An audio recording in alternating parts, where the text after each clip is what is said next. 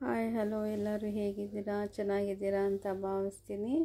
ನಾನಿವಾಗ dry coconut ಹೇಗೆ ಮಾಡಿಟ್ಕೊಳ್ಳೋದು ಅಂತ ತೋರಿಸ್ತಾ ಇದ್ದೀನಿ.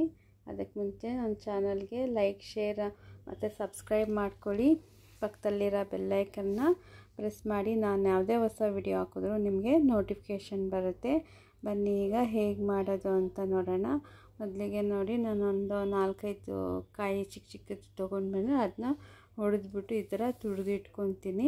ನೋಡಿ, ಇಷ್ಟು ಆಗಿದೆ ತುರಿದಿರೋದು ತೆಂಗಿನಕಾಯಿ. ಇದನ್ನ ಇವಾಗ ನಾನು ಒಂದು ಪಾನ್ಗೆ ಹಾಕ್ಕೊಂಡು ಚೆನ್ನಾಗೆ ಹೀಗೆ ಹುರ್ಕೋತೀನಿ. ಈ ಥರ ನೋಡಿ ಹುರಿದಿಟ್ಕೊಂಡ್ರೆ ನಮಗೆ ತುಂಬಾ ಯೂಸ್ಫುಲ್ ಆಗುತ್ತೆ. ಆವಾಗವಾಗ ಕಾಯಿ ಹೊಡ್ಕೊಳ್ಳೋದು ಆ ಥರ ಏನೂ ಇರಲ್ಲ. ಇವಾಗ ನೋಡಿ, ಇಷ್ಟು ಹುರಿದು ಇನ್ನೊಂದು ಸ್ವಲ್ಪ ಹುರಿದ್ರೆ ಒಂದು ಕಲರ್ ಚೇಂಜ್ ಆಗುತ್ತೆ. ಅವಾಗ ಡ್ರೈ ಆಗಿರುತ್ತೆ.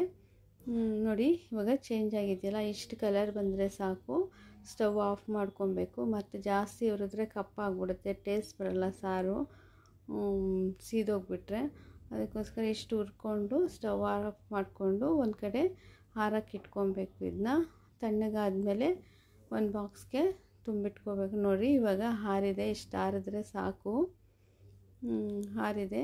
ಇದನ್ನ ನಾವು ಮಟನ್, ನಾನ್ ವೆಜ್ಗಾಗಲಿ ಇಲ್ಲ ಹುಳಿ ಸಾರು, ತರಕಾರಿ ಸಾರಿಗೆ, ಇದಕ್ಕೆಲ್ಲ ನಾವು ರುಬ್ಕೋತೀವಲ್ಲ ಮಸಾಲೆಗೆ, ಆವಾಗ ನಾವು ಹಾಕ್ಕೋಬೋದು. ಆವಾಗ ಕಾಯಿ ಹೊಡೆದು ಮಾಡೋಕ್ಕಿಂತ ಇವಾಗ ಹಿಂಗೆ ಇಟ್ಕೊಂಡ್ಬಿಟ್ರೆ ನಾವು ಫ್ರಿಜ್ಜಲ್ಲಿ ಸ್ಟೋರ್ ಮಾಡಿ ಇಟ್ಕೊಂಡ್ರೆ ಯಾವಾಗ ಬೇಕು ಆವಾಗ ಚಟ್ನಿಗೆ ಎಲ್ಲದಕ್ಕೂ ಯೂಸ್ಫುಲ್ ಆಗುತ್ತೆ. ನೋಡಿರಿ, ಈ ಥರ ನಾನು ಒಂದು ಬಾಕ್ಸ್ಗೆ ತುಂಬಿಟ್ಕೊಂಡ್ಬಿಡ್ತೀನಿ.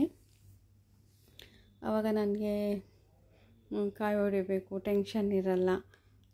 ಸರಿ ಸ್ಟೋರ್ ಮಾಡಿಕೊಂಡ್ರೆ ಇದು ನನಗೊಂದು 15 ದಿವಸ 20 ದಿವಸ ಹಂಗೆ ಬರುತ್ತೆ. ನೀವು ಇದೇ ಥರ ಮಾಡ್ಕೋಬೋದು. ಇಷ್ಟ ಆದರೆ ನೀವು ಇದೇ ಥರ ಮಾಡ್ಕೊಳ್ಳಿ. ನೋಡಿ, ಈ ಥರ ಬಾಕ್ಸ್ಗಳಲ್ಲಿ ಹಾಕ್ಕೊಂಡು ಇಟ್ಕೊಂಡ್ಬಿಡ್ತೀನಿ ನಾನು ಲಾಸ್ಟ್ ಟೈಮ್ ಅದಕ್ಕೆ ಮುಂಚೆನೂ ಮಾಡಿಟ್ಕೊಂಡಿದ್ದೆ, ನಿಮಗೆ ತೋರಿಸ್ತೀನಿ. ಅದು ಸ್ವಲ್ಪ ಇತ್ತು, ಅದಕ್ಕೋಸ್ಕರ ಮತ್ತೆ ನಾನು ಅದು ಸ್ವಲ್ಪ ಇದೆಯಲ್ಲ ಮತ್ತೆ ಬೇಕಾಗತ್ತೆ ಅಂತ ನಾನು ಮತ್ತೆ ಮಾಡಿಕೊಂಡೆ.